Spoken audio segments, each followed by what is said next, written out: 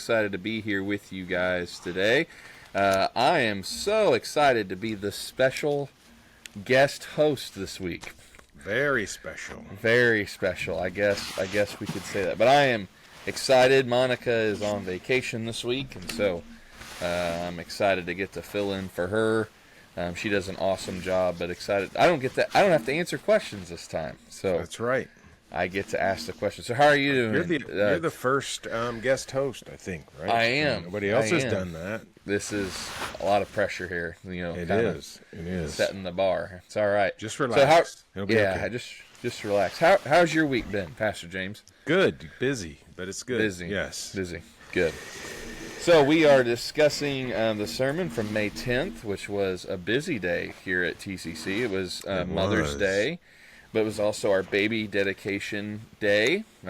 I thought it went really, really well. And it was a good day, yeah. Quite a few kids that got dedicated as well. 10. Which was 10, yeah. Which is very, very exciting. And so in honor of Mother's Day, do you have a favorite memory of your mom, or maybe something, I don't know, memory, something you appreciate about your mom? Or yeah, I think no specific story comes to mind, but I think it's for me, when mom was a teacher. Both my parents were teachers, but Dad always had a summer job, and so summer was my brother and I and Mom at home, and for part of that time, like, Dad took the car, the only car, and so we were at home, you know? I mean, all day. But we did all kinds, we had a garden. I remember canning with Mom. Sometimes we would bake and just hanging out and, get the little kiddie pool out and all kinds of stuff like that. And those are fond memories. So it was good. Yes. My mom has played a huge role in my life, and there's almost lots of things, but my mom was a stay-at-home mom, and then we were homeschooled, so I got to spend a lot of time. So lots of fun memories just from being with her, every day and getting to spend that time with her. But the joke I always like to tell is when she was talking to herself, she was having a parent-teacher conference, so the line was blurred there a little bit. But the question is, how'd that come out for you? Well, as long as the principal didn't get called, I was in pretty good shape. So, and the principal warned me that I better never show up at the church in the office. So, I think that happened one time. I told Mary I'm pretty sure that happened one time. I can't remember, but I remember sitting in his office once, and I think it was because my mom had to drive me up there. So, but just one time. But I was always top of my class. So, well, that's take the wins where you can get them. That's right. And so, as we continue on, how do you approach preaching on Mother's Day? Because you and I have shared some happy moments for us, but Mother's Day isn't always that for everybody. It's a hard day for some people for various reasons. So how do you approach a topic like this in a day like this when you know that for some of those it's not an easy day, it's a hard day? It is, and I think I acknowledge that up front in the message, because I think we just should say it, just get it out there that hey, we want to celebrate this day and celebrate important women, especially Christian women in our lives, but not everybody feels that celebration on Mother's Day, and that's okay, because not everybody has that same experience for a number of reasons. Maybe they had a great experience, but they've just lost their mom, and it's brings grief and sadness. Or maybe they wanted to be a mom and haven't been so far. I mean, there's just so many things that can come together on that day. And so I think it's acknowledging it as the church, and the church saying, hey, listen, we celebrate with those who are celebrating, and we grieve with those who are grieving, and neither one's right and neither one's wrong. It's just where we are in life, and we should stand with one another. So I just think that's where you start, and then you go from there. We throw in that it is parent-child dedication, and we want to speak to that too in the message. So there's several dynamics going on Mother's Day for us as a church. Yeah. Well, and I thought you did a very, very good job on Sunday tackling some of these big topics, and so. The scripture you used was 1 Samuel chapter 1, and I shared with you that scripture means a lot to our family because my brother's actually named Samuel. Right. Kind of inspired from this chapter in the Bible. And so, you started your sermon off talking about how we can sometimes put limits on God's plans, or especially when it comes to our kids. We like to put limits on God's plans. You can do this until, I think one of the examples you gave is unless it calls them to move far away or to Right. go do this. So have you ever found yourself placing limits on God's plans, maybe for your kids?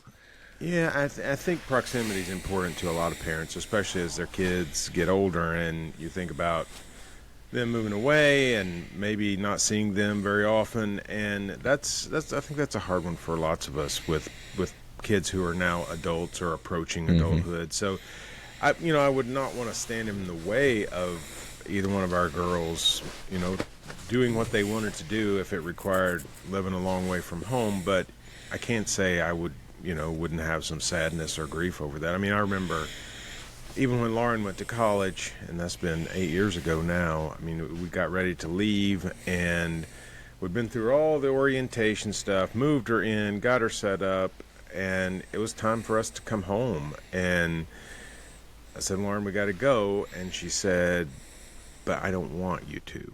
And she broke my heart in that moment. And it all was fine later, of course, but that was a pretty hard moment, saying goodbye to your kids. So, I think that's just something that's pretty common for lots of us, is that feeling of just wanting to see our kids more as they become adults, and not always possible.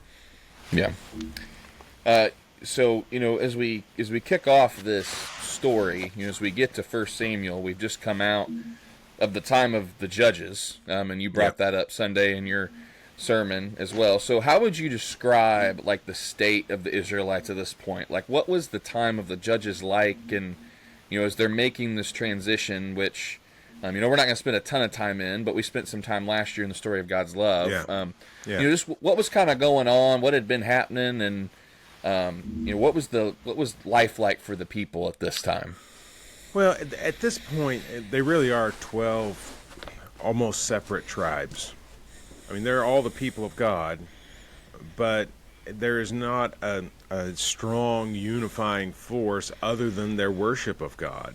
So they're going to become more of a nation. And, how we understand a modern nation state is different from the ancient world to begin with. But just they have this sense of sort of working in lots of different directions without any clear direction for the whole people of Israel. So there's times when they have enemies that come in and sort of invade different parts of the nation of Israel, and some leader rises up, and those are the judges, and a lot of times has to call the people back to God, and then they go and deal with the enemy that's encroaching on their territory. But a lot of times, what happened in Judah was not going to affect what happened in Ephraim. They're just very different places. So they're not a unified nation, as certainly not as we would think, but even as a kingdom in the ancient world. That's going to come, but it's going to be later. And so those judges were important characters, but not a national leader most of the time. Yeah. The way I was kind of taught is, leaders for certain times, like God would. That's right. We talk about the Holy Spirit. We can get off topic with that really quick, right? But God's Spirit would kind of dwell in these leaders for a time to help them get through a period, and then, so and actually Samuel plays a huge part, and I think we might even talk about it here a little later, maybe briefly, but he plays a huge part in the whole unifying, and he does, and all that. So, I liked what you brought up Sunday about Elkanah trying to fix Hannah's pain by saying, "Well, you've got me, so why am I not? Could you be unhappy?" I know, yeah, and the greatest guy in the world, right? Yeah, got a good chuckle out of me. Don't recommend any of the men to try that. But I think it was important because I think Hannah's story stands out to a lot of women and families in today's world, right? The struggle of not being able to have kids is a real thing that a lot of people go through.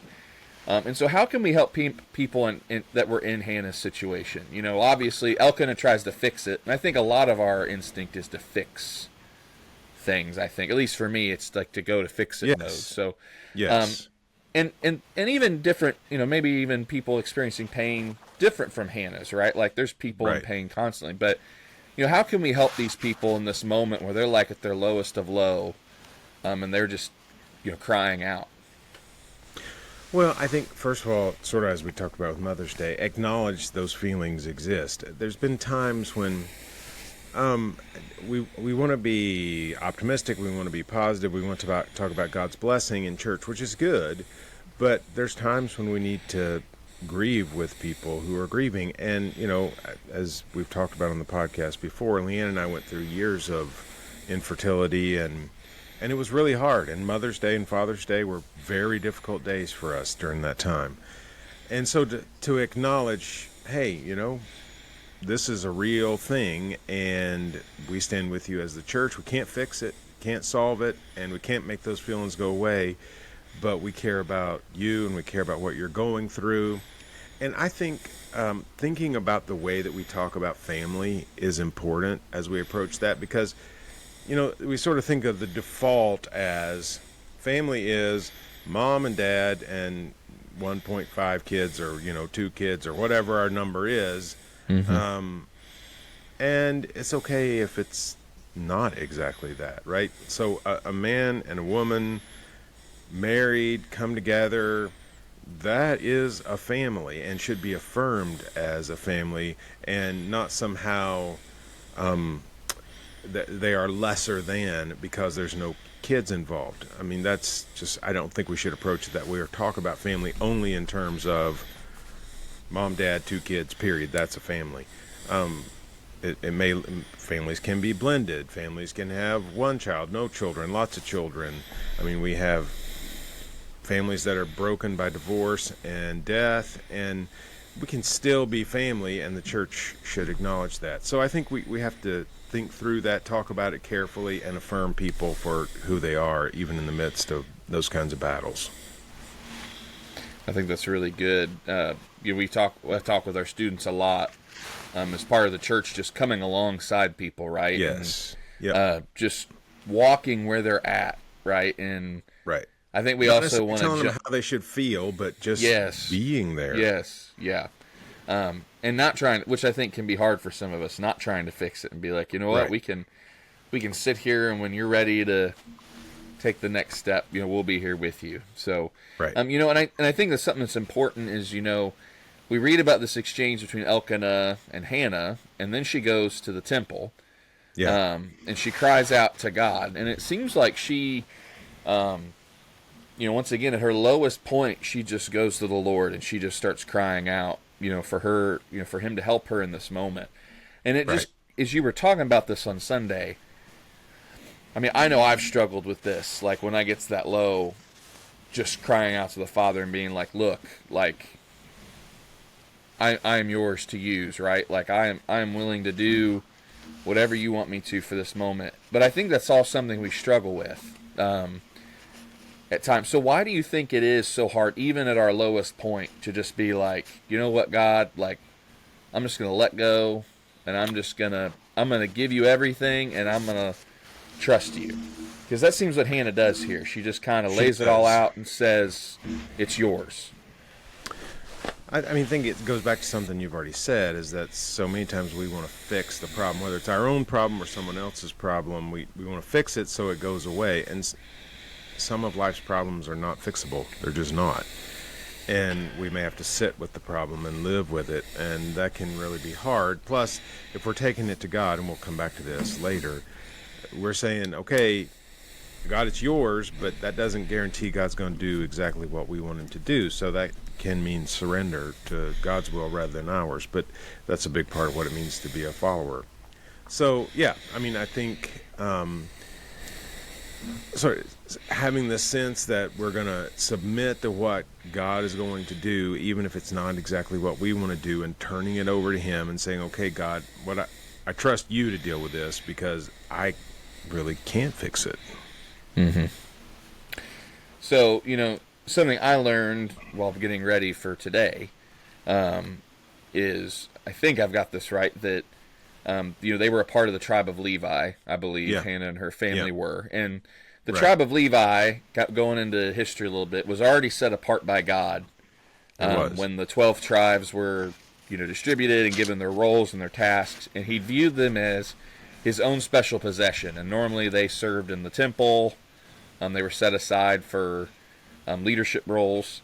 But I found this interesting, that one of my study sources, that Hannah is actually offering something more here than just the fact that eventually her son would have been set apart for service of some kind. So what is significant about her offering here to what she's offering compared to what would have been normal? Yeah, they are Levites, and it's a little confusing because at the beginning of chapter 1, we're told that they're Ephraimites. Well, as a lot of people know, the Levites served the Lord in the temple and served as sort of mediators between the people and God. And so they lived all over. They lived throughout all the tribes in Israel. So they are Levites living in the Ephraimite area, okay? But they are not of the tribe of Ephraim. They're the tribe of Levi. So Samuel would have been in this tribe that served as the priests, but he's not just serving as a regular Levite. I mean, she's giving him over to take this vow that says he's going to serve God in a really specific way, never going to cut his hair, all these things, eat certain things.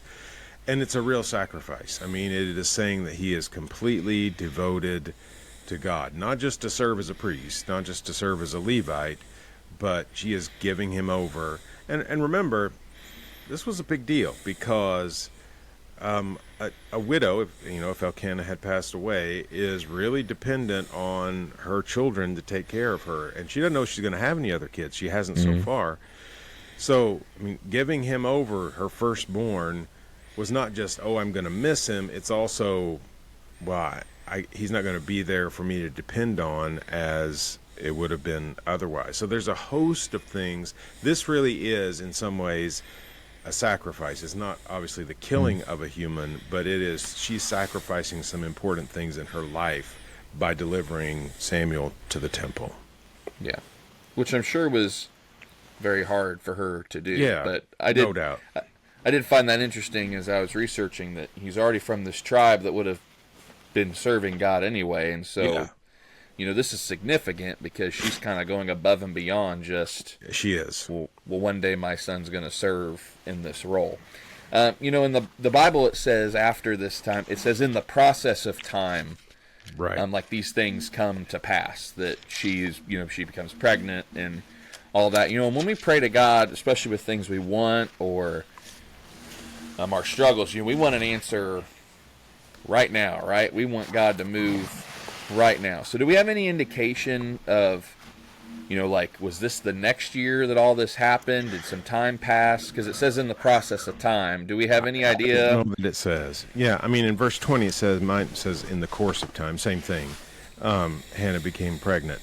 I mean, the verse before says she went home the next morning and she, came together with Elkanah, but it doesn't say at this moment, 9 months later, she had a baby. We're not told. So was this immediate? Was this weeks, months, years? It's hard to say. As you say, in the course of time and in time, in the process of time, she had to wait until she knew God had answered the prayer the way she wanted to. So, and she's been waiting already, so it couldn't have been easy. So there's probably some time in there for her to be discouraged, even that maybe this still wasn't going to happen. Which I think can be tough for us as well, right? Sometimes we ask God to move in a certain way, and we just feel like we're waiting and we're waiting and we're waiting. Nothing's happening. Correct. Yes. I think about Hannah prays for this baby boy, right? She becomes pregnant, and then she has Samuel.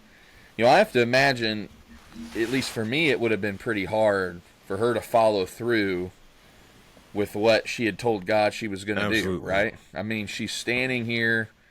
Yep. Now the baby's actually here. I think this is an interesting question when we think about parenting. How can we let go of our children even when it gets hard? We talked about some of the things where we like to put limits on God. But then there becomes like you talked about with Lauren, where it's like it's here, right? Like that time is here, you know. So when those times get hard, yeah. I mean, is there any advice or anything you think that when it gets to that hard point that we can use to? I mean, because I'll give Hannah this. Like, I've got two beautiful little girls. I don't know if I could ever just say, you know what, I'm going to let you go do this thing for the rest of your life. So, right, and it would be like, I mean, your youngest is almost 2, and she would be at the age. I mean, that's hard to even fathom. Oh yeah. Most days. Maybe there are some days you'd be ready. I don't know. Yeah, I think for Hannah, it had to be complete trust in God, right? Because she's made this promise. She's trusting that God's going to take care of her son. For lots of us, these things happen much later in life. We're not, dealing with this when our kids are 2. It's later on. And that's where I think we have to continue to trust God. And trust what we've been doing for those 18 years, 20 years, 25 years, that hopefully the things that we've modeled and the things that we've instilled are going to be there. And there are no guarantees. And most people with, kids who are now adults know that you're way past control. All you got's influence, and it's limited. So you use it carefully. So I think we have to trust God. We have to trust what we've done. And ultimately, hopefully our kids are at the point that we can trust them to make good decisions. But I say all that knowing there's not any of it that's easy to do. It's a challenge. And I think Hannah's story shows us that. It probably was not easy for her. Right. And then obviously, we're dropped into a story. We get to see what eventually happens with Samuel. But, my parents are going through that, because I'm the oldest, and they've still got kids living in the house. So, they're kind of, and there's some of us all along that range of that line. And so my mom talks about that a lot, like using that influence on your older kids where you are the parent, but you're not the parent. And it's kind of like a push-pull of... Yeah. Okay, and you want them to have their own lives, right? I mean, the last thing I would want for our older daughters for me to dictate how she should live her life. I didn't want that when I was her age. And we have to choose some of those things, and we have to let our kids choose some of those things. And it can be hard, but also, hopefully we've invested the right things, and you let them do it. Something else I found interesting about this chapter as I was preparing, and I'd never noticed this before, and you brought up yesterday that they seem to be a very devout family, right? He goes and they are. Offers the sacrifice. But something I'd never noticed that one of my commentaries brought up is we seem to see a pattern of worship from this family, right? They worship multiple times, and they do. Even after she gives Samuel, we read about that they worshipped and that they, and I think it's really important as a worship pastor. I wanted to ask you this question. We believe that everything, right, is worship, right? How we work and how we speak. Yeah. But it seemed like they set aside time for worship as a family, that this was something that was important. So what role should worship play in our families today? Well, I mean, it should be central if we can, again, once your kids get to a certain age, they're going to make some decisions on their own. But hopefully influence can lead the right direction, so we have the opportunity to worship together, because it's worship that reminds us who we are and what we're called to be and to do, and puts us in contact with the community of faith, which I think is important as we allow kids to make decisions as well. So all those things, I think, are tied up in worship. But as we lead worship, and that's a specific and unique role, I think we want to remind people of the faithfulness of God, and because that allows us to trust the most important things in our lives to this God. Yeah. I agree. So, real quick before we kind of dive into some of your main points, because I wrote some of them down that I want to go into. We brought up near the beginning of our podcast that Samuel plays a huge role and the foundation of Israel as a nation, as all of them coming together. And so I just thought maybe we could take just a little bit, maybe go into a little more detail of, of Samuel's life and what he becomes and why he was so important. Because, obviously he's got 2 books named after himself, right? So, and even maybe how we see Samuel live out following God like we see from Hannah. Because we definitely see that pattern continue in her son's life from the very beginning, really. Yep. Well, he becomes, what I might say, he's the primary conduit of God's word to the people of Israel right at this key time where they move from becoming a group of tribes, sort of a confederation, to becoming a kingdom. And God chooses Samuel to be the one to tell people what this is going to be like, and he chooses Samuel to be the one to anoint Saul to be the first king, and attempt to call Saul back when he strays from God, and then finally to be clear that God has rejected Saul and will call someone else, and that someone is David.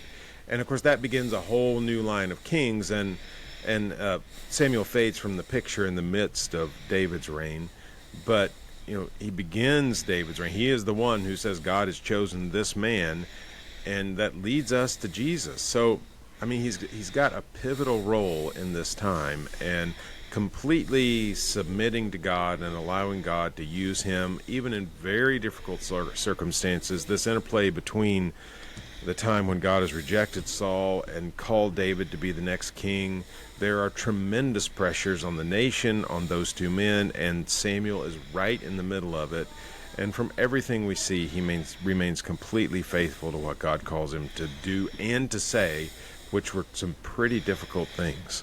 Mm-hmm. I've shared with Pastor James before, this time in history of the Bible is some of my favorites. I actually went through a course in high school called the Kings of Israel, and so Samuel sets up this whole lineage, and and so he's just such an interesting character, and like you said, in a time where if Saul had found out what Samuel had done, could have cost him his life. It spelled doom, right? Pretty plainly. So I've always been encouraged by Samuel's story, seemingly just willing to go and do whatever God has called him to do, even in the face of something like that. So your main point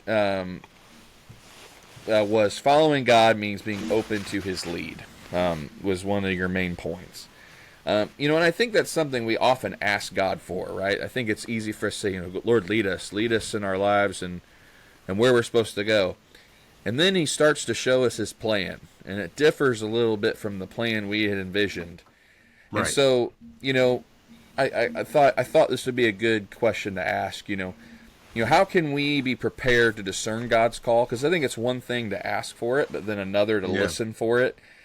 So how can we prepare ourselves to discern that call? But then how can we also prepare ourselves to be open to where he's leading us, right? Because I think that's where this gets scary or difficult, is when he finally answers. And sometimes it's like, ooh, that's not what I thought you were going to say, Lord. Yeah, and to know what God's will is, I think, feels like a pretty big challenge a lot of times. And it sounds sort of like we've heard that before, and we have.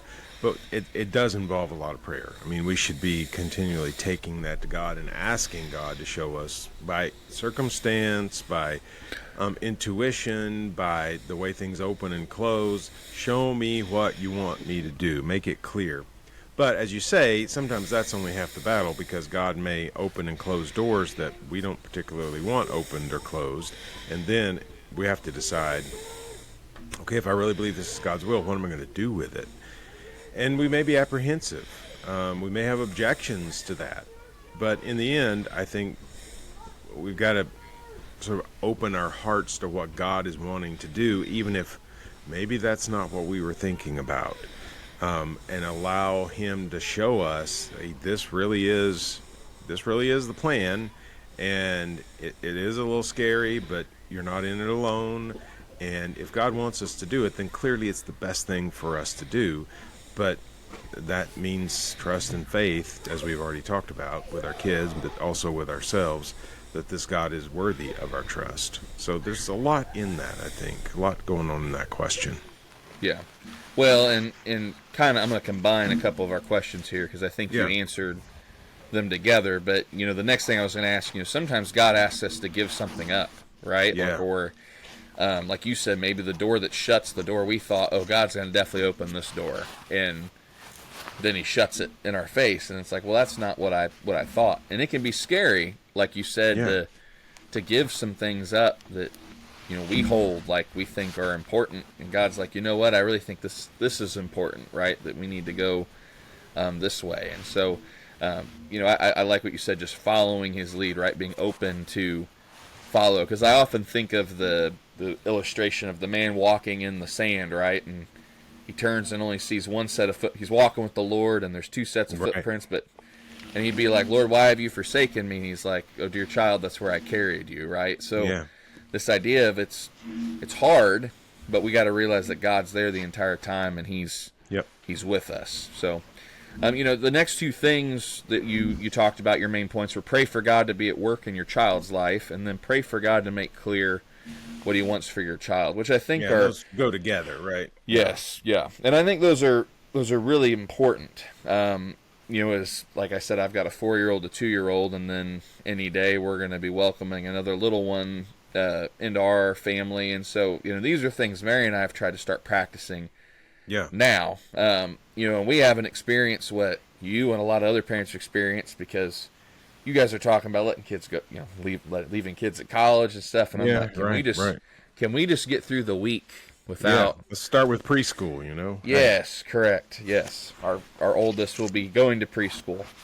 But I bring all that up because we talked about God's calling can be scary in our lives, but then we start to hear what our kids feel like God's calling them to do, and then we've got to be the person to kind of be like you even kind of talked about this on Sunday. We don't want to like dash our kids' dreams or slam a door in their face. So how can we encourage our children when maybe we're fearful? Because I've heard my mom talk about this before, that there's been times where she's like, I can tell this is something God's called you to do, but it's not in my comfort zone as your mom. And so, how can we encourage our children in those times where maybe we're apprehensive, or, we don't, we're fearful because this is our children, but we can recognize, this is what God is calling them to do.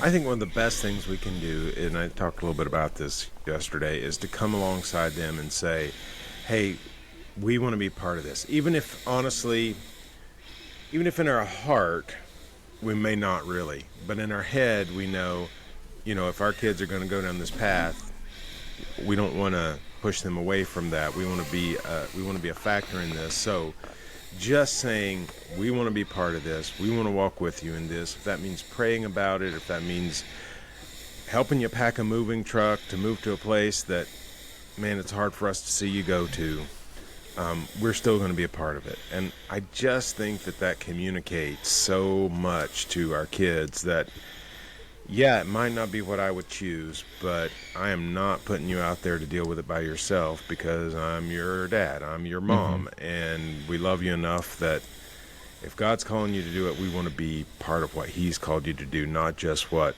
we want. And that can really be a challenge, but I think it's a practical thing that we can do even when our heart may not be there as much as we want it to be. Yeah. Well, and I think something else too is you talked about, calling looking different for each person. I've talked with, I've wondered if there was even times my parents wanted me to go into ministry, even though they were in ministry, because they knew how hard that could be. That's not an easy thing, and so, I think it can be easy for us to try to sway them, like, oh, that's not in my comfort zone.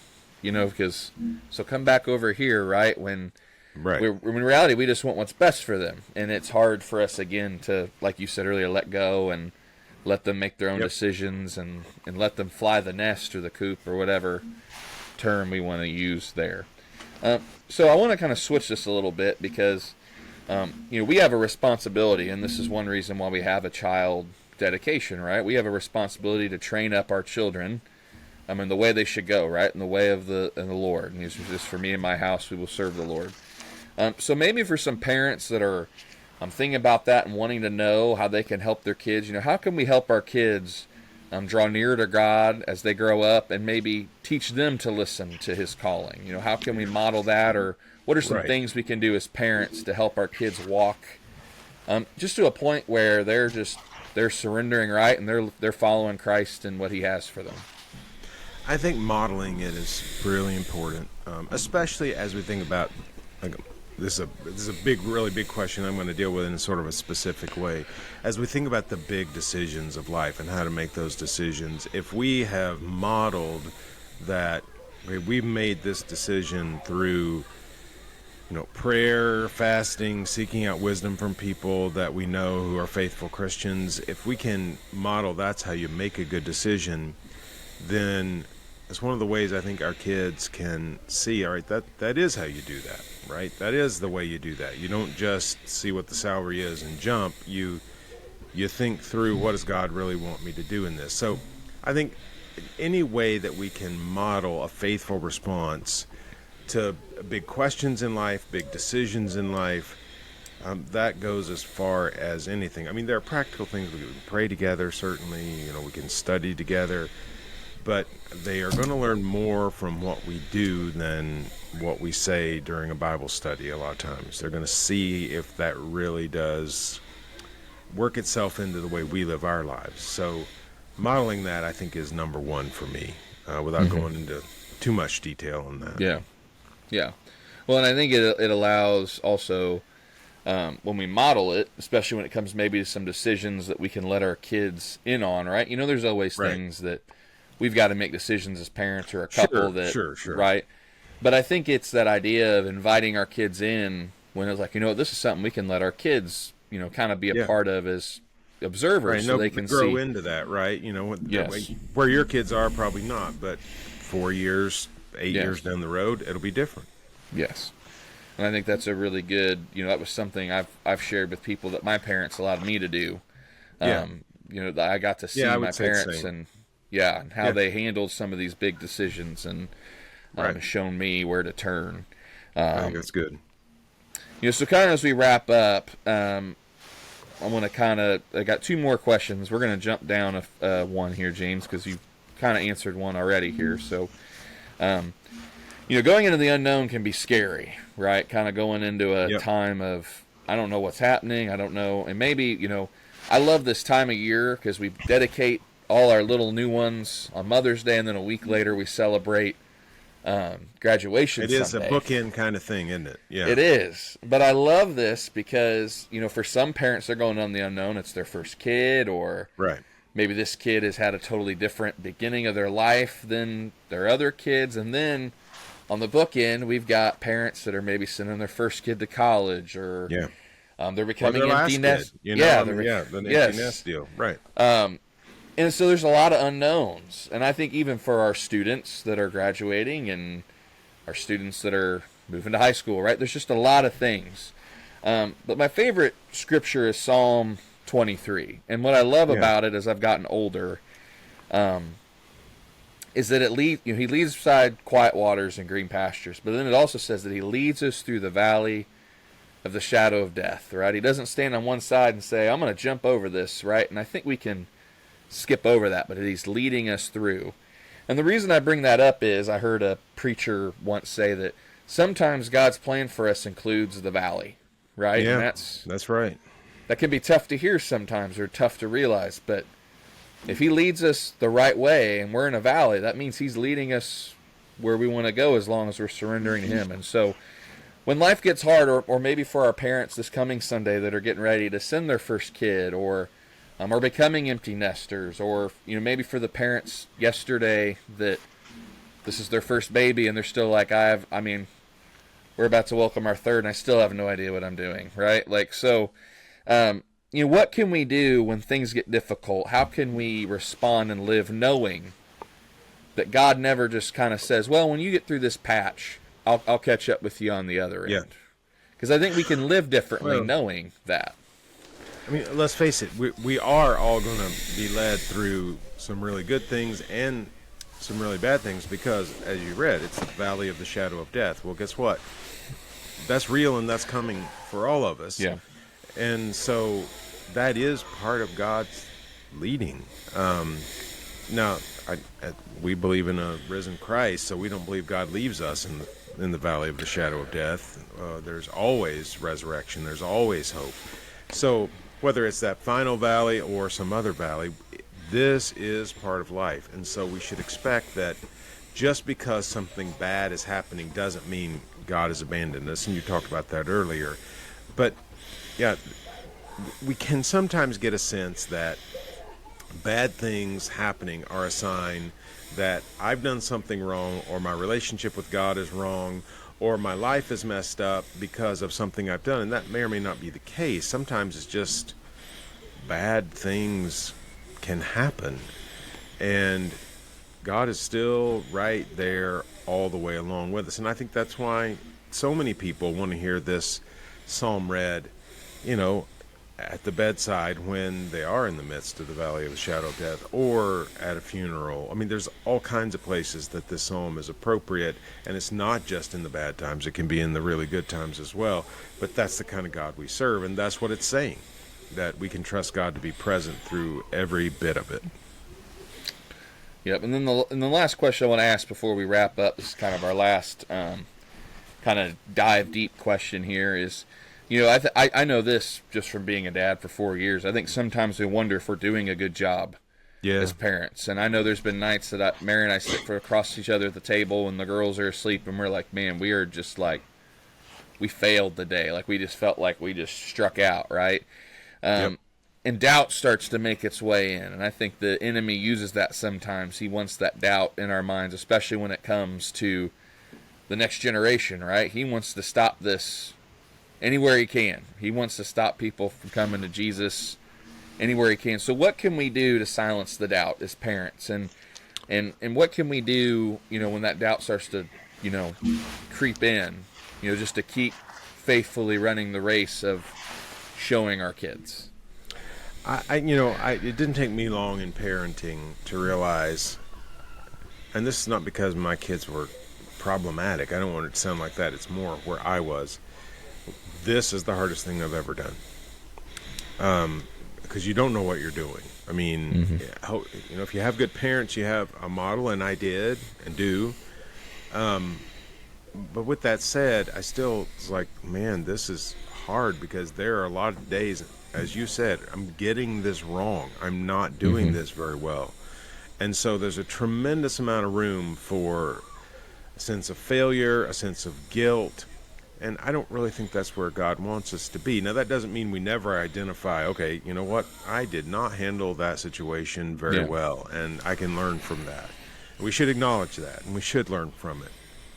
But that doesn't mean that we should, just have this overwhelming sense that I'm a failure.